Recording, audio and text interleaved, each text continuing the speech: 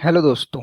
आज हम जो प्याजी की आगे की दो स्टेज हैं, कॉन्क्रीट ऑपरेशन स्टेज और फॉर्मल ऑपरेशन स्टेज, इसको हम देखते हैं। अभी तक हमने जो पहले की उसकी दो स्टेज है, प्री ऑपरेशनल और सेंसरी मोटर स्टेज, इन दोनों के बारे में हमने पढ़ा था। अब हम आगे देखते हैं, हमने जो कॉन्क्रीट ऑपरेशन स्टेज है उसमें प्याजी ने क्या कहा है। तो जो इसकी कॉन्क्रीट ऑपरेशन स्टेज है, इसमें जो इसका नाम है कॉन्क्रीट ऑपरेशन, ठीक है। इसमें क्या है कि प्याजे इसको कॉन्क्रीट ऑपरेशन क्यों कहता है, क्योंकि इसमें बच्चा जो चीज़ें होता है वो कॉन्क्रीट चीज़ों कॉन्क्रीट एग्जांपल समझता है। इसको आप ऐसे कह सकते हैं, एग्जांपल से दो चीज़ें होती हैं, एक होता है कॉन्क्रीट, एक होता है एब्स्ट्रैक्ट, ठीक है। कॉन्क्रीट में क्या होता है कि जो बच्चे को सामने उसकी आंख के दिख रहा है, जैसे अभी आपके सामने कोई फैन, कोई लाइट या फिर फोन ये दिख रहा है, या आपके सामने कोई भी एक पिक्चर दिख रही है, या जो मैंने ये पीपीटी बनाई है ये आपको दिख रही है, तो ये क्या है, एक कॉन्क्रीट है, ठीक है। पर अगर मैं आपसे कहूँ कि ताजमहल, तो ताजमहल तो आपको अभी नहीं दिख रहा, इसमें आप क्या कर रहे हैं, अब ताजमहल को इमेजिन कर रहे हैं। तो ऐसी चीजें जो बच्चे की आंख के सामने नहीं है, या उस समय कुछ भी नहीं, उसकी इमेज या कुछ भी वीडियो कुछ नहीं है उसके सामने, तो वो क्या होगा, एब्स्ट्रैक्ट। और जो अगर उसके सामने कोई किसी भी रूप में उसके सामने कोई चीज दिख रही है, तो वो आ जाएगी कॉन्क्रीट में, ठीक है। तो कॉन्क्रीट ऑपरेशनल यानी बच्चा जो है वो कॉन्क्रीट चीजों को लेके सोचना शुरू कर देता है, लॉजिक लगाना शुरू कर देता है, ठीक है। तो उसमें उन्होंने पहली चीज क्या कही कि लॉजिकल थिंकिंग बिगिंस, यानी उसकी जो लॉजिकल थिंकिंग होती है वो बिगिंस हो जाती है, यानी वो चीजों के पीछे के लॉजिक्स को जाने लग जाता है कि अगर धूप में कपड़े सूख रहे हैं तो क्यों सूख रहे हैं, अगर बारिश हो रही है तो क्यों बारिश हो रही है, तो ऐसे वो चीजों को लॉजिक लगाता है। या फिर वो आप ऐसे भी कह सकते हो, चीजों के बीच चीजों के लिए वो क्यूरियस हो जाता है, वो पूछता है कि इसके पीछे ये ऐसा क्यों हो रहा है, ऐसा क्यों हो रहा है, क्यों, क्योंकि वो हर चीज का लॉजिक जानना चाहता है। जो ये स्टेज है 7 से 11 साल के बच्चों के लिए है, ठीक है। यानी 7 साल से बड़े बच्चे जो 7 साल तक आ जाते हैं वो इस चीज को प्रेजेंट करते हैं। अगला है आपका डिसेंट्रेशन। डिसेंट्रेशन में क्या होता है कि जो बच्चा है वो अब सेंट्रलाइज होकर नहीं सोच रहा है, वो एक ही पर्सपेक्टिव को नहीं देख रहा है। जैसे मैंने आपको पिछली वीडियो में एग्जांपल दिया था कि एक बच्चा है, उसके सामने हम एक 10 का सिक्का रखते हैं और 5-5 के 2 सिक्के रखते हैं, तो वो 5 सिक्के या 2 सिक्कों को ज्यादा मानेगा 10 के एक सिक्कों के अलावा। अब वो क्या है कि इसके अलावा डिसेंट्राइज हो गया, यानी अब वो सिर्फ ये नहीं देख रहा है कि क्वांटिटी ज्यादा है, वो क्वालिटी भी देखेगा, ठीक है। यानी वो अब ये भी समझेगा कि दो दो के 2 सिक्के मिला के वो कम बनते हैं 10 के सिक्के से, इसलिए वो आपको 10 का सिक्का ग्रैब करेगा, ठीक है।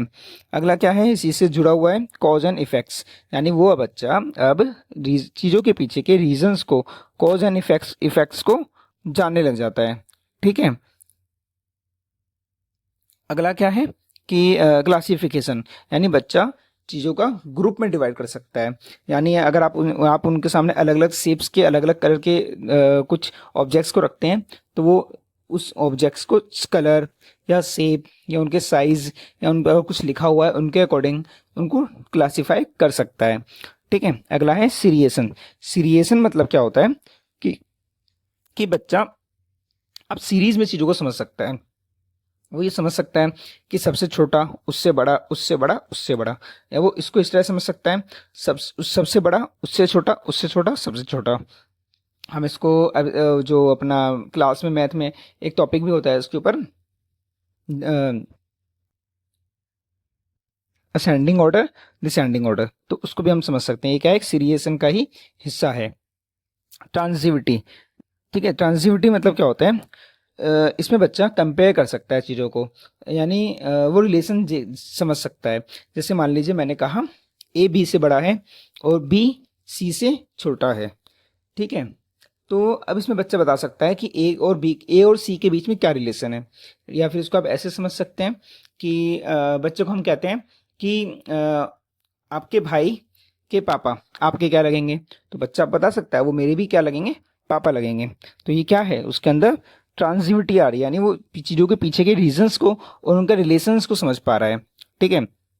अगला क्या है, इसमें सोशलाइज स्पीच शुरू हो जाती है, यानी बच्चा, इससे पहले स्टेजेस में क्या था कि बच्चा अपने मन के अंदर बोल के चीज़ों को समझता था, सीखता था, ठीक है।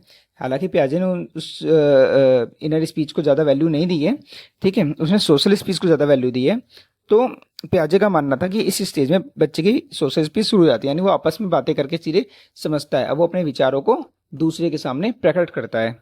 ठीक है, तो यहाँ पे अगर आपको कोई डाउट होगा तो आप कमेंट्स बॉक्स में डाल दीजिएगा। अब हम अगली उसमें जाते हैं, आपके सारे डाउट्स को क्लियर किया जाएगा। बाकी आई थिंक इसमें आपको कोई डाउट रहेगा नहीं।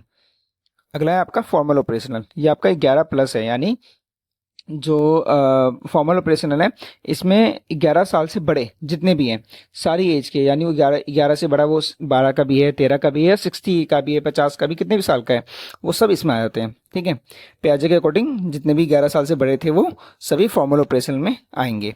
ठीक है, पियाजे की एक चीज़ और थी, पियाजे बच्चे को लिटिल साइंटिस्ट मानता था, यानी पियाजे का मानना था कि बच्चे एक लिटिल साइंटिस्ट हैं, यानी वो एक साइंटिस्ट की तरह ही जिज्ञासा है उनके अंदर चीज़ों को समझने की, जानने की, वो नई नई चीज़ें खोज करना चाहते हैं, उनका माइंड इस तरह से है, वो सीखने की उनके अंदर प्रवृत्ति है। ठीक है, अब देखिए इसमें पहली चीज़ क्या बोली थी पियाजे ने, एब्स्ट्रैक्ट थिंकिंग, यानी अभी हमने देखा कि जो इससे पहले की चीज़ थी कॉन्क्रीट ऑपरेशनल, इसमें क्या था कि बच्चा कॉन्क्रीट थिंकिंग कर सकता था, अब वो एब्स्ट्रैक्ट थिंकिंग भी कर सकता है। अगर आप उसको बोलोगे कि ताजमहल इमेजिन करने के लिए, तो ताजमहल इमेजिन कर पाएगा, उससे अगर आप चीज़ें समझाओगे तो समझा पाएगा। इसलिए आपने देखा होगा छोटी क्लासेस में, प्राइमरी क्लासेस में बच्चों को कोशिश की जाती है कि चीज़ें एब्स्ट्रैक्ट तरीके से सिखाई जाए, और जब बच्चा धीरे धीरे बड़ा हो जाता है, जब वो 11th-12th या फिर बड़ी क्लासेस में जाता है, 6th-7th में भी, तो उसको लेक्चर मेथड के थ्रू कोई चीज़ बता के समझाई जाती है और वो समझ जाता है उस चीज़ को। पर आप प्राइमरी क्लासेस में बच्चों को बता के समझाना चाहोगे सिर्फ, ना उसकी पिक्चर, ना उसके कोई उसके सामने कोई चीज़ें नहीं होंगी, तो वो नहीं समझ पाएगा उतने अच्छे से।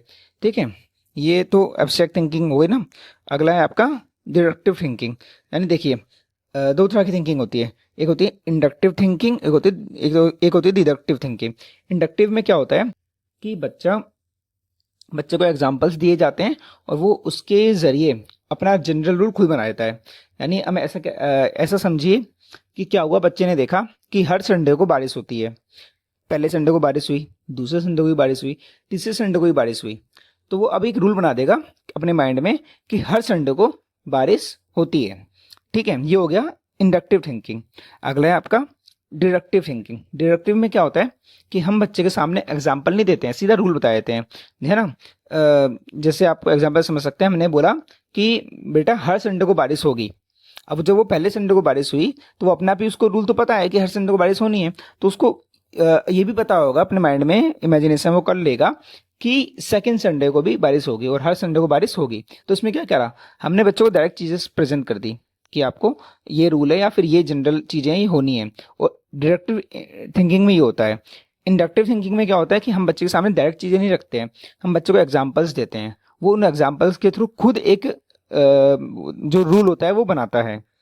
अगला क्या है, हाइपोथेटिकल थिंकिंग। हाइपोथेटिकल मतलब क्या है कि बच्चा हाइपोथेसिस बना सकता है, यानी वो अगर आप उसको कोई एक जैसे मान लीजिए अगर बच्चे को कहीं धुआं उठता हुआ दिखा, ठीक है, तो उससे हाइपोथेसिस क्या बनाएगा कि या तो यहाँ पे आग जल रही है, ठीक है, या फिर यहाँ पे कोई फैक्ट्री हो सकती है, या फिर यहाँ पे कुछ हुआ है तभी यहाँ पे मतलब आग जल रही है, या फिर क्या सॉरी धुआं निकल रहा है, या फिर कोई पूजा हो रही है, तो उन्होंने हाइपोथेसिस करी।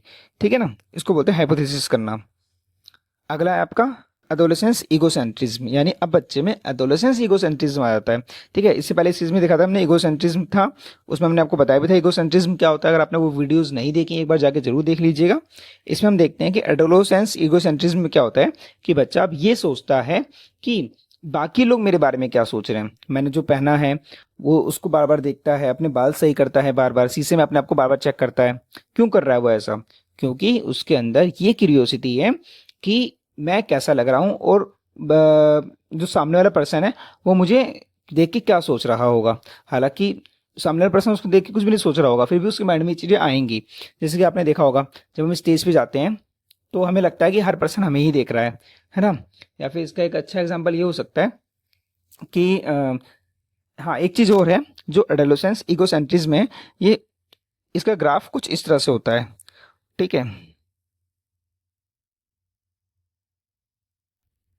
देखिए ये हो गई शुरू की एजेस, ये हो गई मिडिल एज, ये हो गई लेटर एज, यानी ये हो गई आपका 0 1 2 साल, ये बीच के ये हो गई 11+ वाले साल, 11 से लेके 20 साल तक की एज, और लास्ट में जाके हो गई हमारी 60 के आसपास की एज। ठीक है, इसमें क्या होता है कि जब बच्चा छोटा होता है तब भी उसे लॉजिकल एडोलेसेंस ईगोसेंट्रिज्म नहीं होती है उसके अंदर, वो इतना नहीं सोचता है कि मैं क्या पहना है, मैं क्या, कैसा, मुझे लोग मेरे बारे में क्या सोचेंगे। पर जैसे जैसे एज उसकी बढ़ती है वो उसके बारे में ज़्यादा सोचना शुरू करता है। फिर जैसे जैसे उसकी एज कम होती है वो उसके बारे में कम सोचना शुरू करता है। इसको हम एक एग्जाम्पल ज़्यादा अच्छे से समझ पाएंगे। इस एग्जाम्पल के बाद आपको बहुत अच्छे से क्लियर हो जाएगा। तो एग्जाम्पल ये है कि एक बच्चा है, मतलब तीन लोग हैं।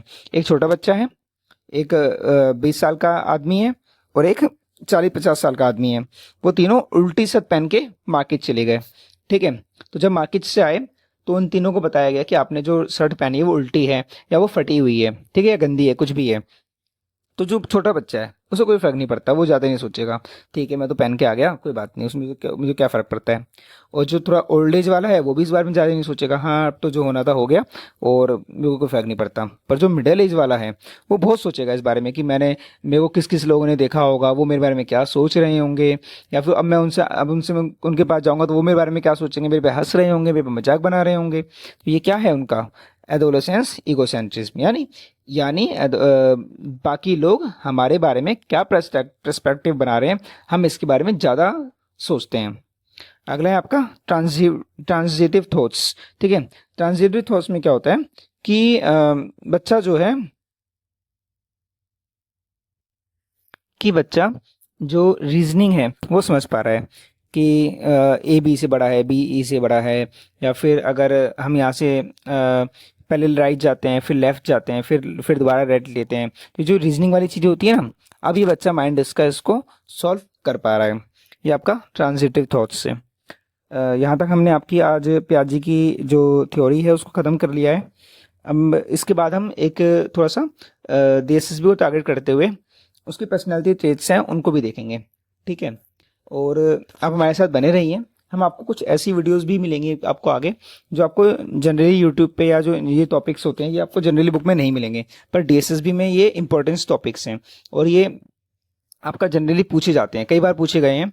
तो आप हमारे साथ बने रहें, चैनल को सब्सक्राइब जरूर करें, आपको इसको ज़रूर फ़ायदा ही मिलेगा इस वीडियो से, और DSSB में आपको इन वीडियोस से बहुत हेल्प मिलेगी। धन्यवाद।